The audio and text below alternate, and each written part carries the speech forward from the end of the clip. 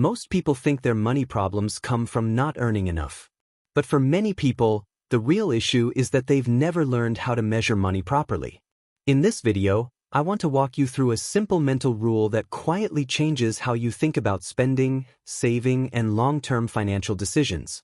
It doesn't require a higher income, advanced investing knowledge, or extreme discipline. But once you understand it, money starts to feel clearer, calmer, and more intentional. Let's start with a familiar situation. You earn money. You pay your bills. You're not reckless with spending. Yet money still feels uncomfortable. Not crisis-level stress. Just a constant sense that you should be doing better than you are. You hesitate before opening your bank app. You feel guilty spending but frustrated saving. And even as your income grows, that tension doesn't disappear. This is confusing because on paper, you're doing the right things. So why does saving feel slow, while spending feels effortless? Why does a $25 purchase feel insignificant, but saving $1,000 feel huge? The answer usually isn't discipline. It's perspective. Most people experience money in fragments. Small purchases, monthly payments, subscriptions, occasional upgrades. Because these costs are spread out, they feel harmless.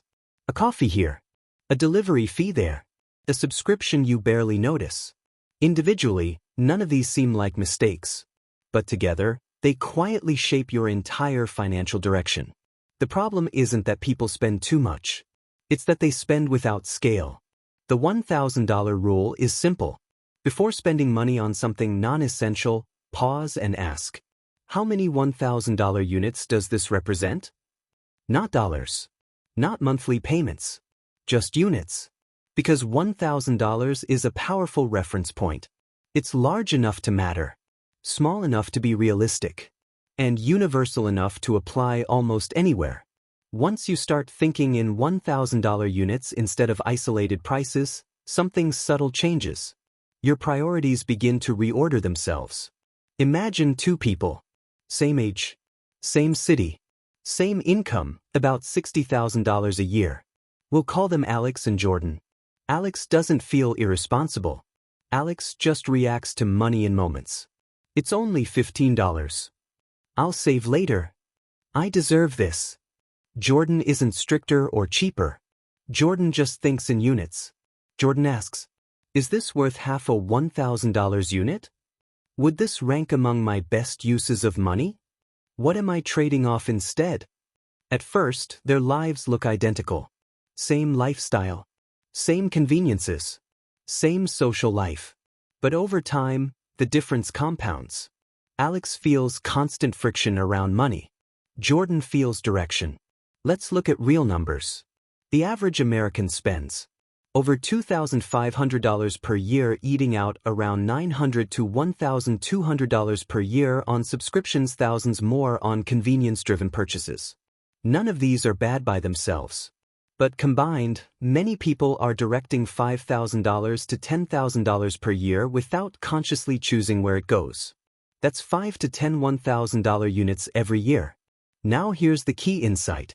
If you invest $1,000 per year at a modest 7% return for 30 years, you end up with roughly $94,000.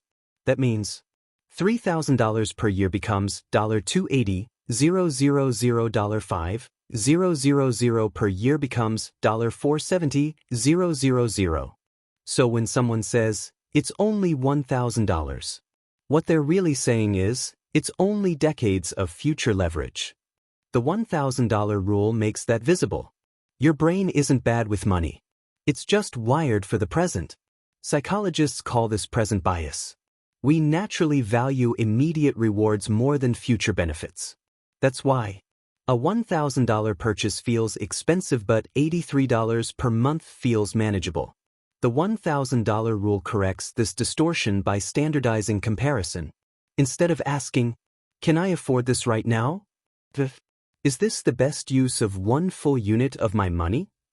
That single shift changes how decisions feel. For most people, the turning point isn't dramatic. It's the moment they realize money doesn't need more restriction. It needs more intention. You stop trying to eliminate spending and start ranking it. You stop feeling guilty. and start thinking in trade-offs.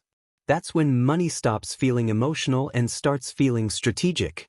How to use the $1,000 rule. Step 1. Translate prices into units. Mentally convert spending. $200, 0.2 units, $1, 500, 1.5 units, $4, 000, 4 units. This instantly creates perspective. Step 2. Create a top uses list. Write down the top 10 ways you would intentionally use your next $1,000. Include emergency savings, debt reduction, investing, education, meaningful experiences. If a purchase doesn't rank high, pause. Step 3. Separate spending from identity. Spending is not a reward for working hard. It's a tool for direction. The $1,000 rule removes ego from money. Step 4. Review annually, not obsessively. Once per year. How many $1,000 units did I direct intentionally? Small changes matter more than perfection. Step 5. Use the rule to upgrade your life. Spend confidently on what truly matters to you. Quietly reduce what doesn't. Whether you live in the US, Europe, Africa, or Asia, the principle holds. Currencies change. Costs change. But scale doesn't. Every society struggles with the same issue. Too many small decisions without context. The $1,000 rule restores that context. Most people overestimate how much money improves life immediately and underestimate how consistently directing small units shapes their future. Wealth isn't built through dramatic sacrifices. It's built through calm alignment. The $1,000 rule doesn't make you rich overnight. It makes you intentional, and intention compounds. If you want more calm, long-term thinking like this, feel free to subscribe. More simple breakdowns are coming.